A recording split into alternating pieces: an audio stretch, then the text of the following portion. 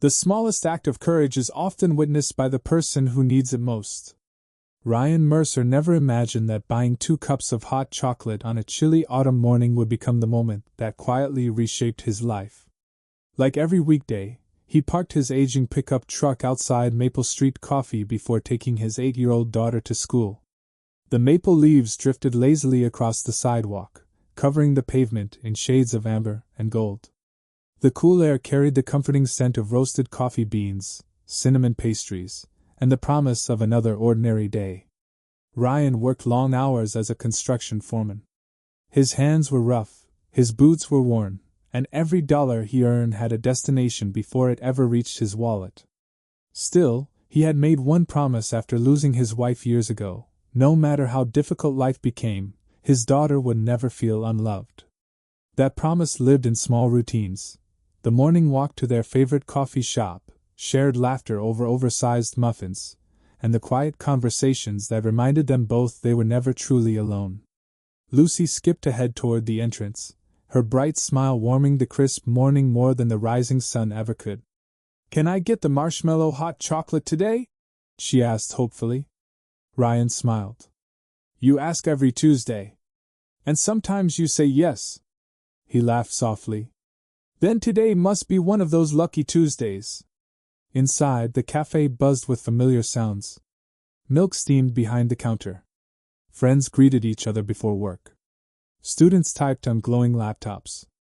The place felt less like a business and more like a neighborhood living room where everyone belonged. Then the atmosphere shifted. Near the register stood a well-dressed woman wearing an elegant camel coat and carrying herself with quiet confidence.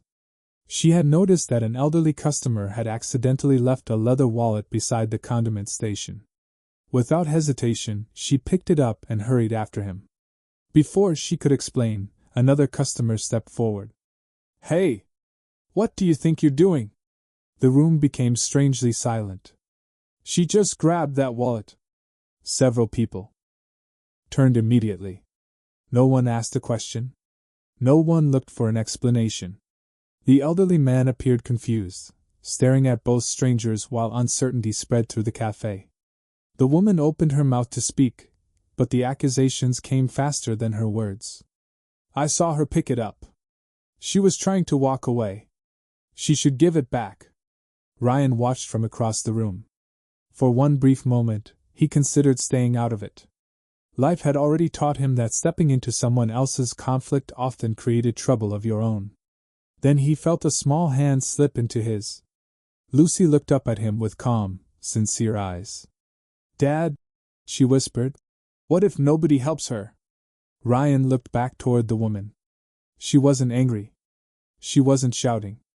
She simply stood there, surprised that kindness had somehow become suspicion. That single question from his daughter erased every excuse he had been about to make.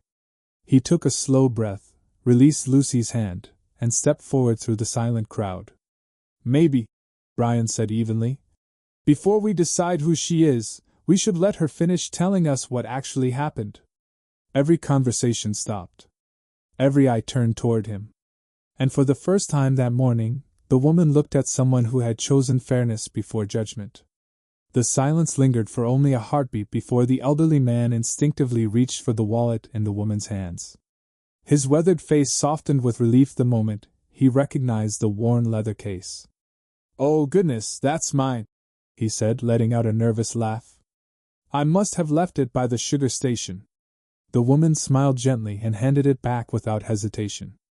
"I noticed you were already walking toward the door," she replied. "I didn't want you to lose it." The tension inside Maple Street Coffee dissolved almost instantly. Several customers looked away, suddenly fascinated by their coffee cups.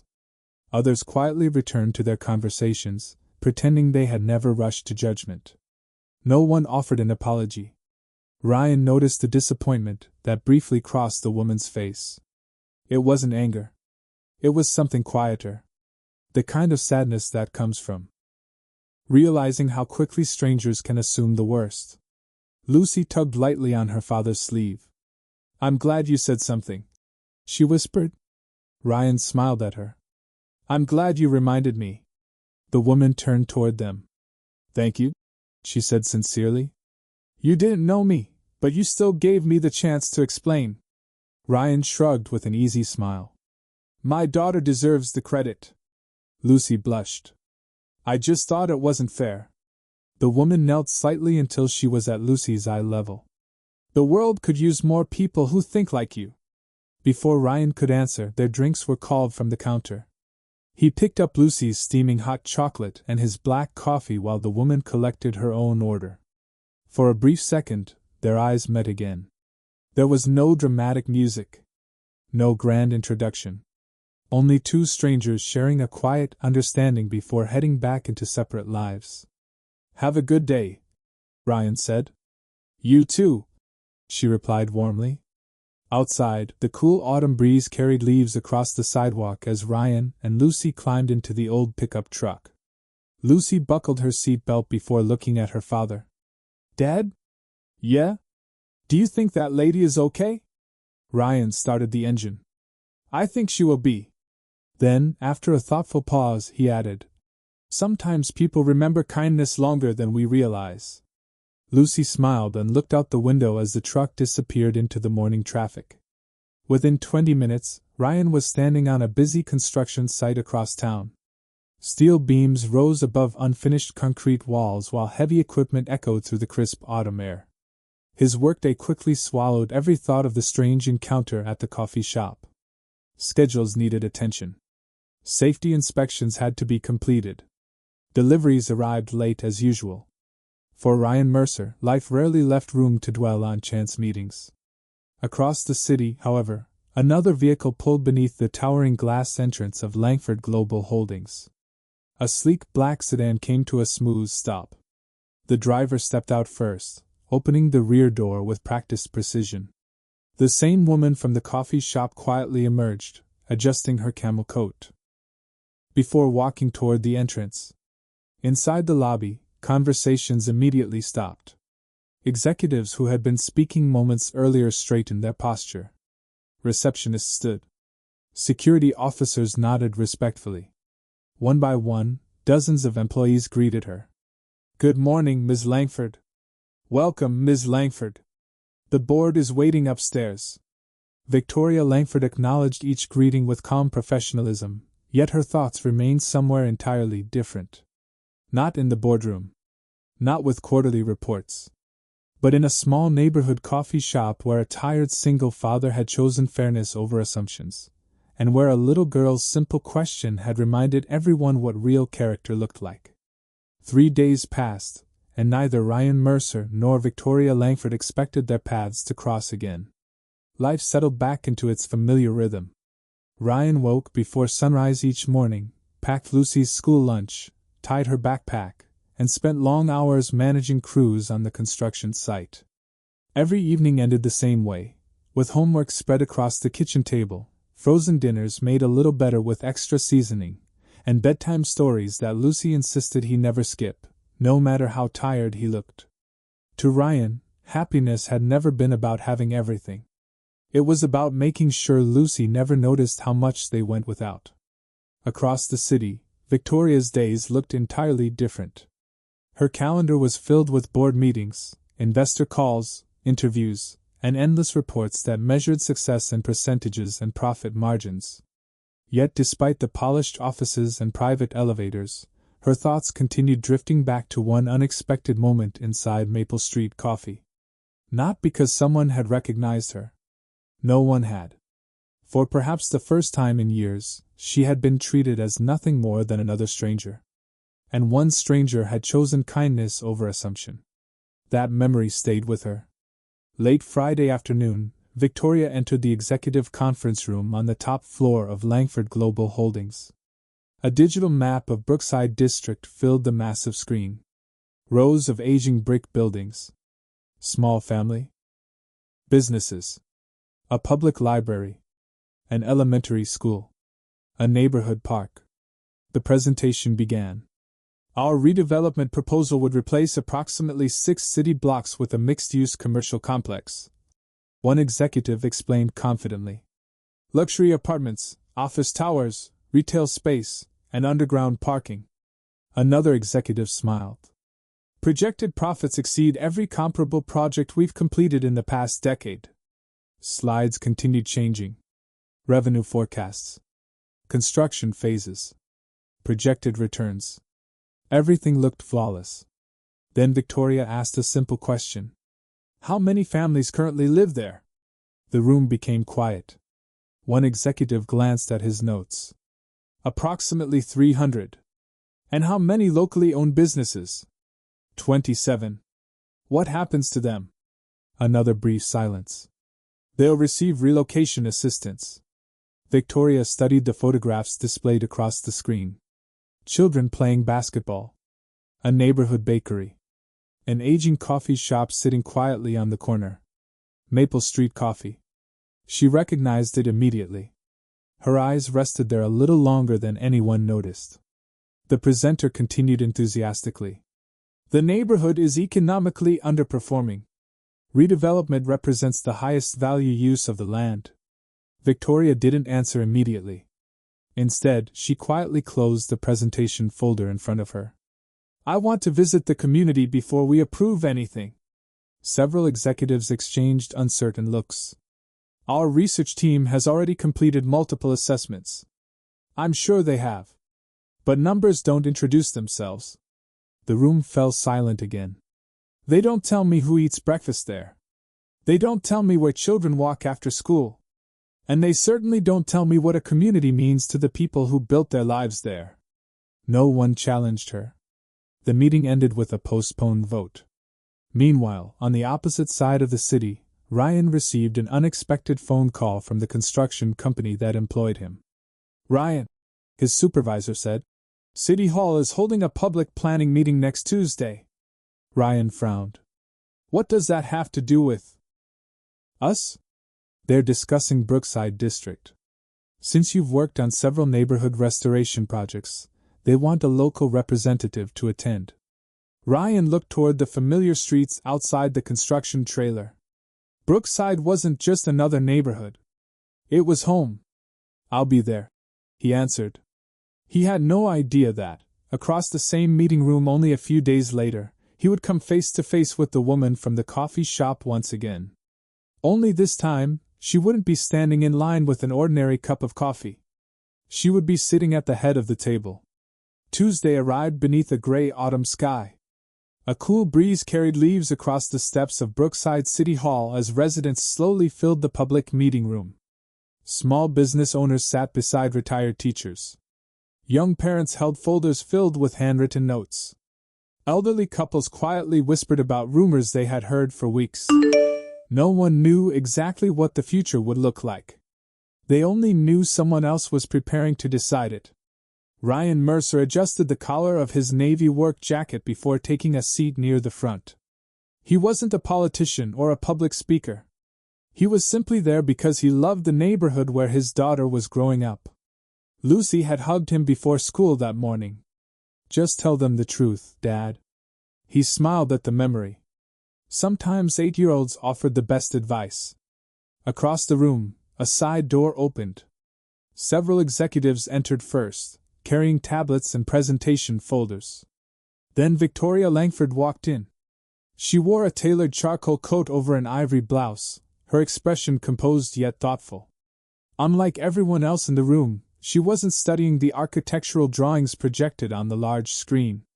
She noticed Ryan almost immediately. He noticed her at exactly the same moment. Recognition flashed across both of their faces. For a brief second, the meeting room disappeared. All either of them could see was the quiet coffee shop from a few days earlier. Ryan blinked in surprise. The woman from Maple Street Coffee. One of the executives approached the podium. Ladies and gentlemen, thank you for attending today's community planning session. Representing Langford Global Holdings is our Chief Executive Officer, Ms. Victoria Langford. A ripple of whispers spread through the audience. Ryan felt his shoulders stiffen. CEO? He turned his eyes back toward Victoria. She wasn't simply attending the meeting. She was leading it. Victoria acknowledged the audience with a respectful nod before speaking. Thank you all for taking the time to be here. Before we discuss buildings or budgets, I want to hear from the people who actually live and work in Brookside. Her voice was calm, steady, without arrogance. Residents began sharing their concerns one by one. A bakery owner feared losing the family business her grandparents had opened 60 years earlier. An elderly veteran worried about being forced to leave the apartment where he had lived since returning from military service. A young mother spoke about walking her children to school every morning. Each story transformed statistics into real lives. Victoria listened without interrupting. She wrote notes instead of checking financial reports. Then the moderator looked toward Ryan. Mr. Mercer, I understand you've supervised several restoration projects in this district. Would you like to share your perspective? Ryan slowly stood. Public speaking had never come naturally. But thinking about Lucy made his voice steady. I build things for a living. He began. I understand that cities grow. He paused, looking around the room. But I've learned something over the years. It's easy to replace a building. It's much harder to replace the memories people built inside it. The room grew quiet. Ryan continued. This neighborhood isn't valuable because the land is expensive. It's valuable because children know which neighbors they can knock on if they scrape a knee. Because small business owners know their customers by name. Because people still look out for one another. His words weren't polished. They weren't rehearsed. They were simply honest. Victoria watched him with quiet admiration. She remembered the man who had stepped forward in the coffee shop without asking who she was. Now she understood something. Even more important.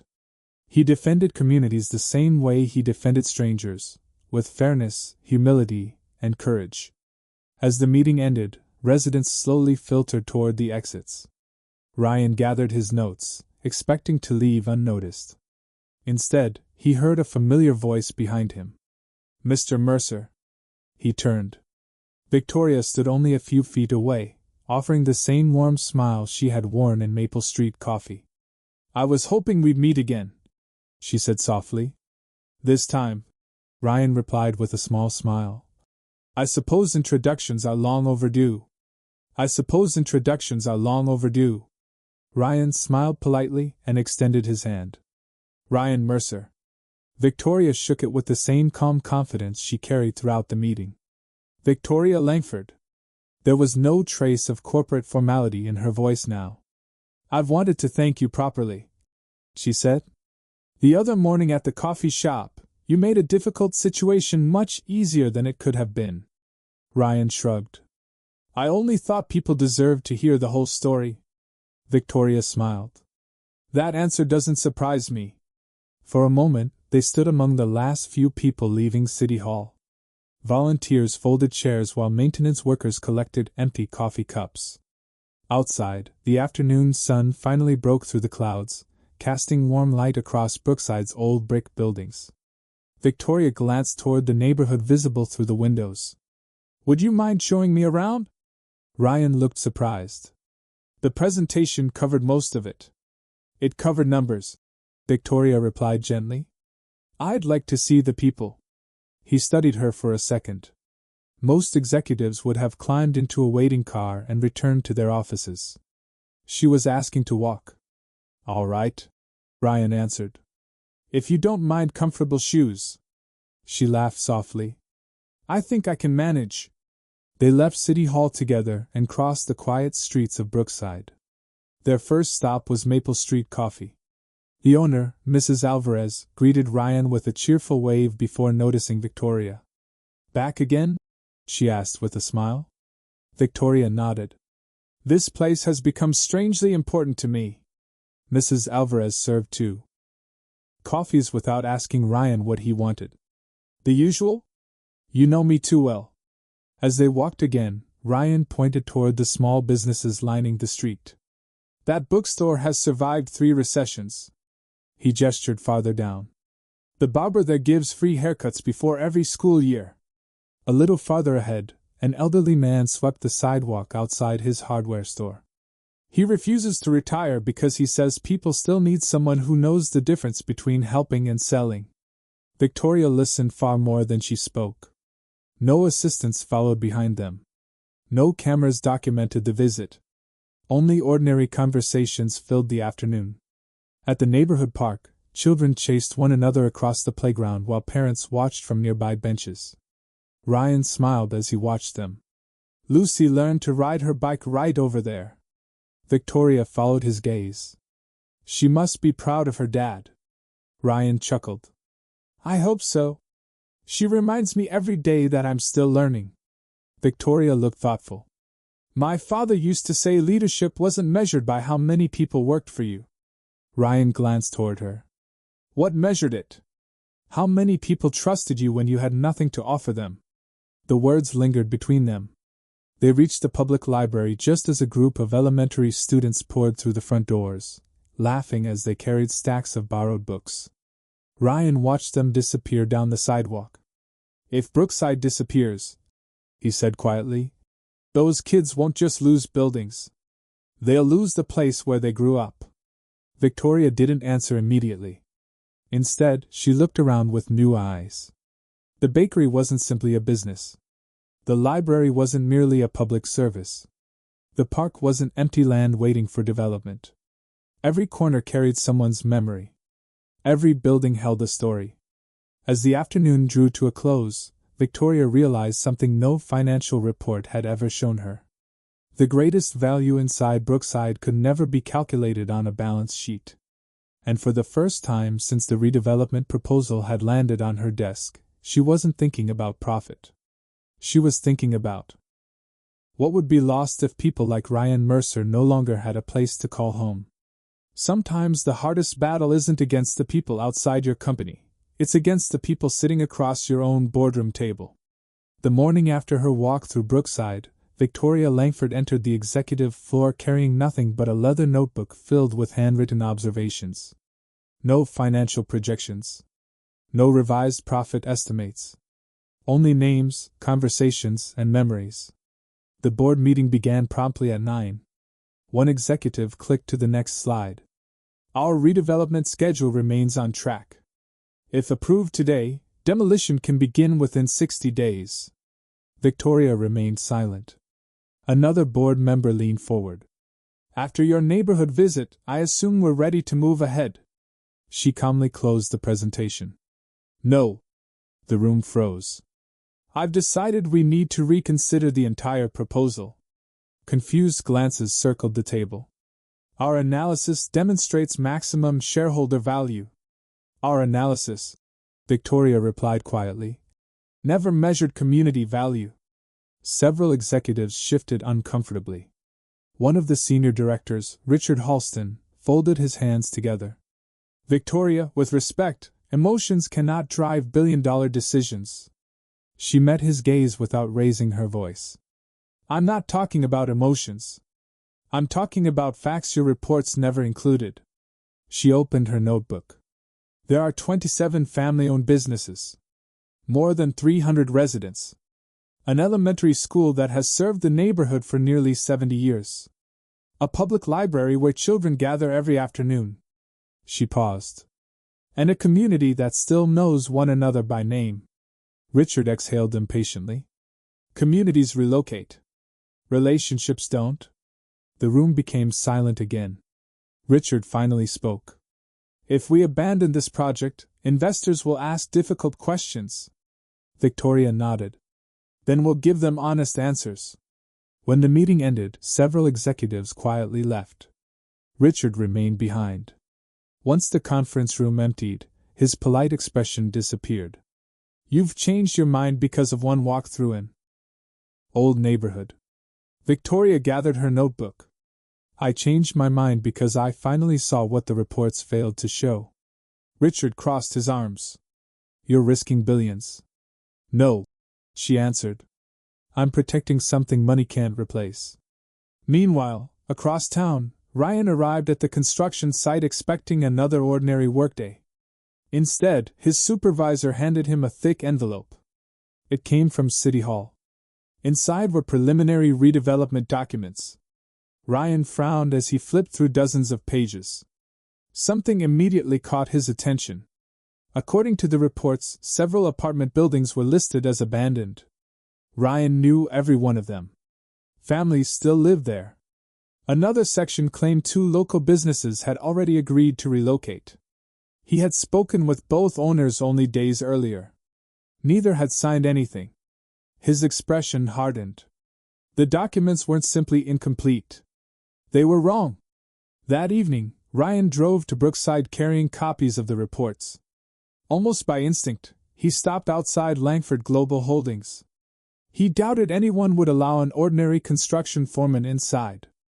To his surprise, the receptionist looked at his name before smiling politely. Ms. Langford asked to be notified if you ever came.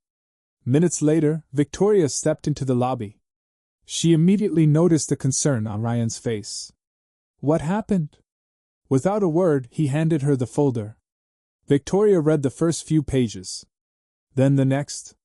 Her expression slowly changed. The redevelopment data she had trusted for months didn't match the reality she had personally witnessed. She looked back at Ryan. Where did you get these? City Hall. They're using false information. Ryan nodded. I thought you deserved to know. Victoria closed the folder carefully. For several long seconds neither of them spoke.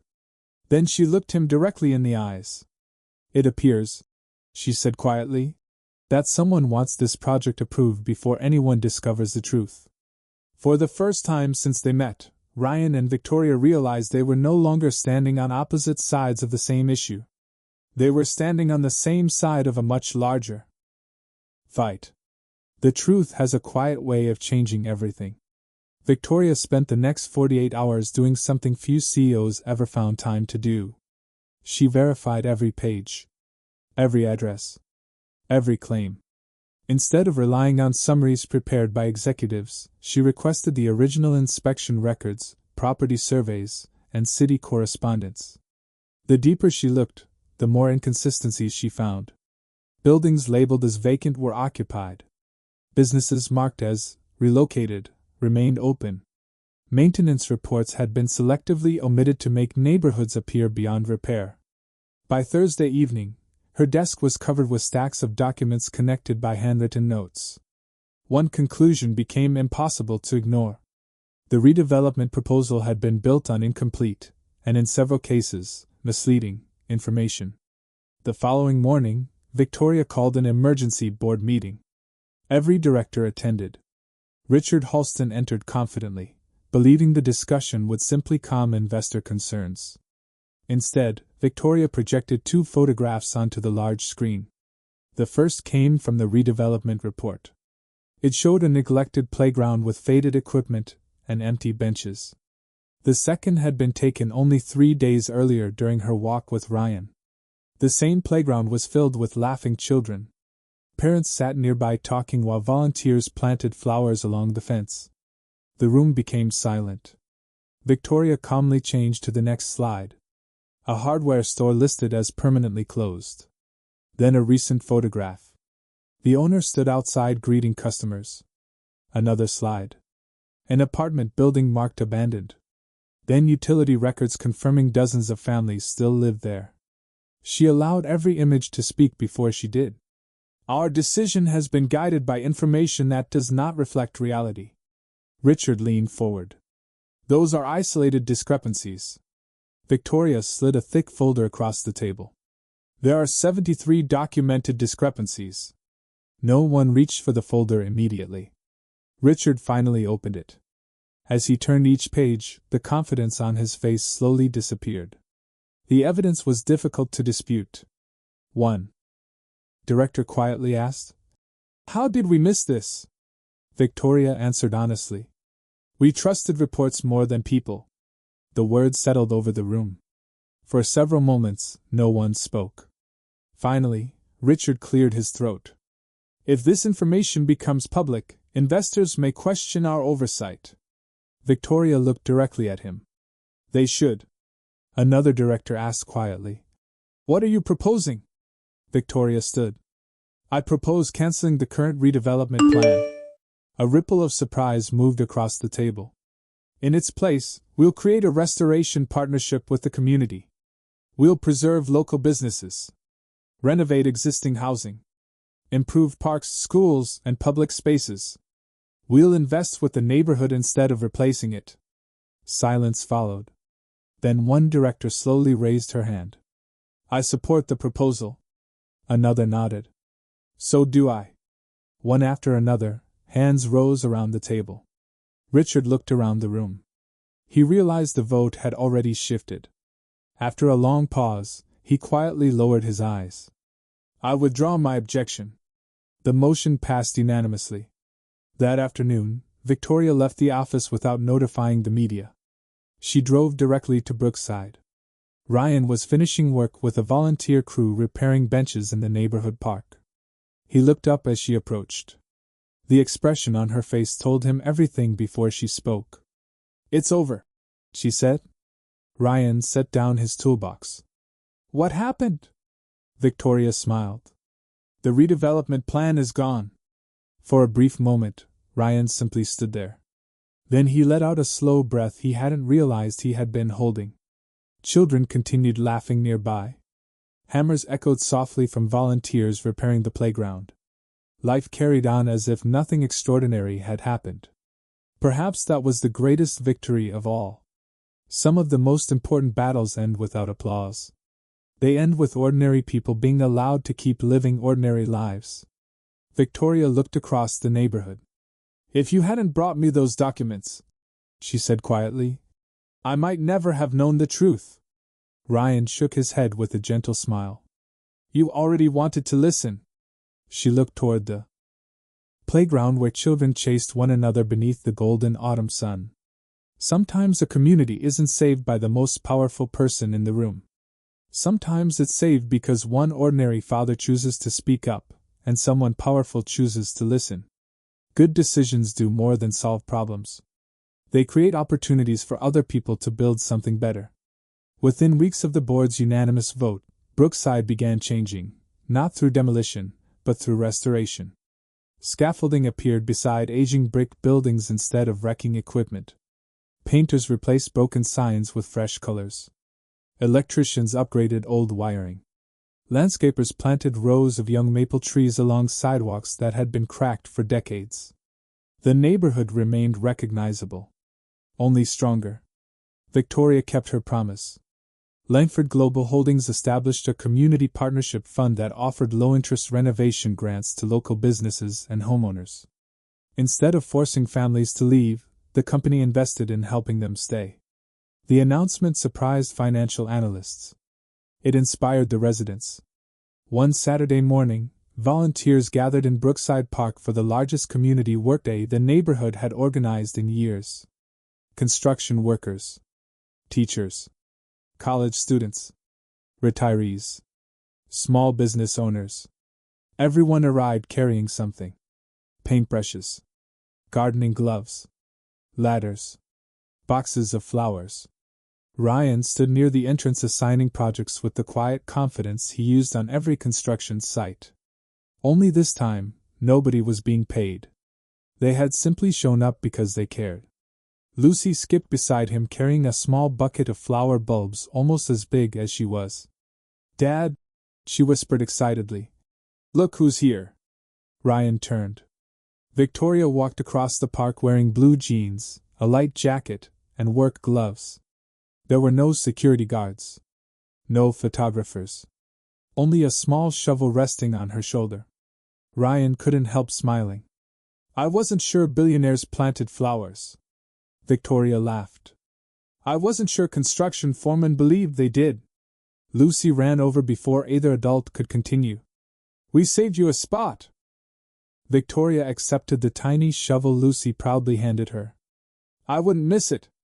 For the next several hours, titles disappeared. The CEO worked beside retired neighbors. Lawyers painted fences alongside high school students. Local children handed bottles of water to volunteers. No one seemed interested in who earned the most money. They only cared about finishing the work together. During lunch, Mrs. Alvarez from Maple Street Coffee arrived pushing a cart filled with sandwiches, coffee, and homemade cookies. This one's on the house, she announced. The crowd applauded. Ryan sat beneath a maple tree while Lucy happily shared cookies with several younger children. Victoria joined them carrying 2 paper cups of coffee. She handed one to Ryan. "You know," she said, "I've attended charity galas that raised millions." Ryan accepted the cup. "Were they like this?" She looked across the park. Children laughed from the playground. Neighbors painted park benches. Music drifted from a portable speaker while volunteers worked together without being asked. "No," she answered softly. "They were never like this." Ryan nodded.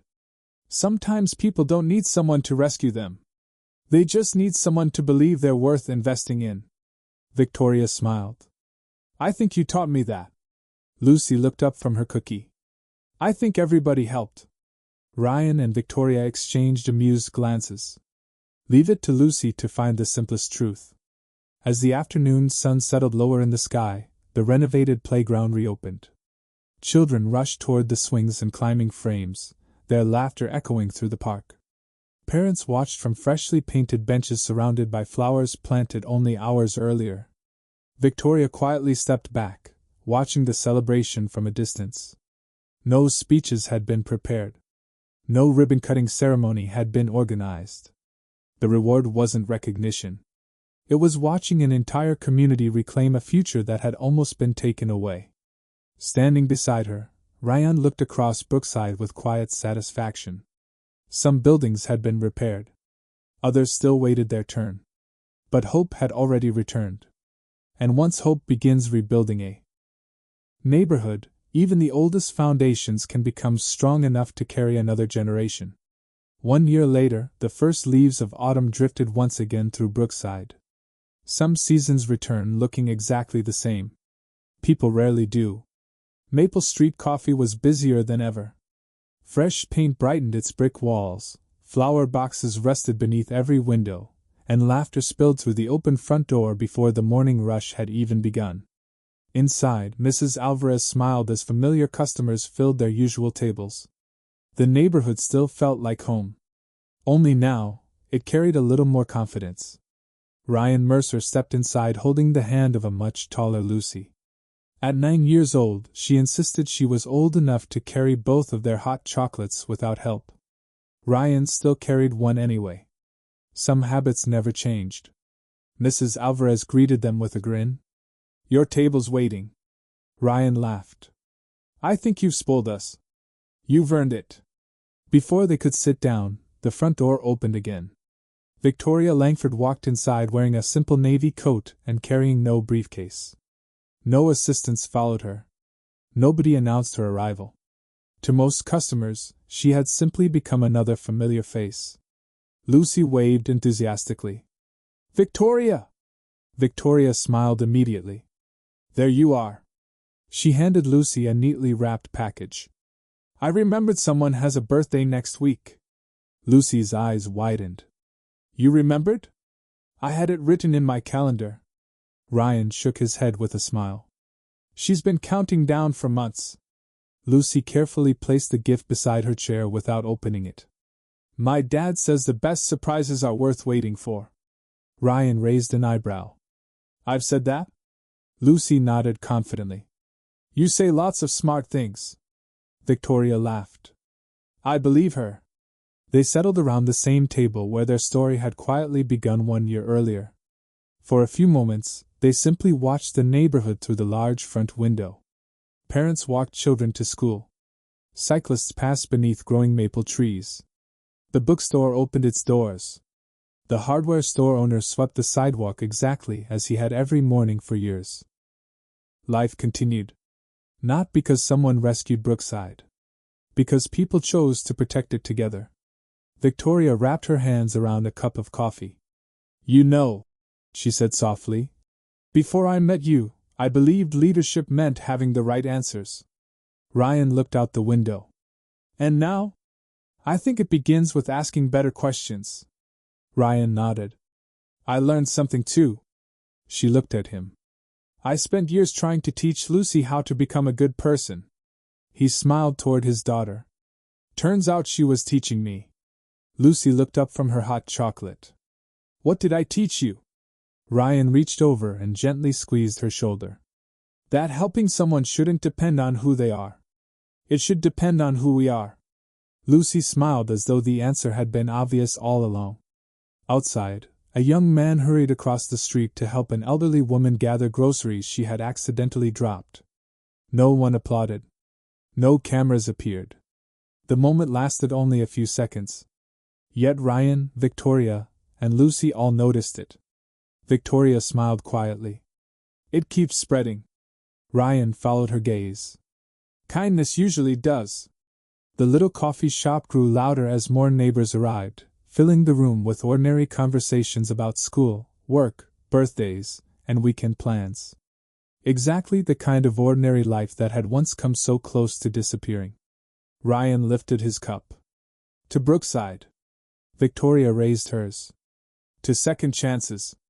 Lucy lifted her hot chocolate with both hands. To helping people. Their cups touched gently. 1 year earlier, a single father had stood up for a woman everyone else had judged.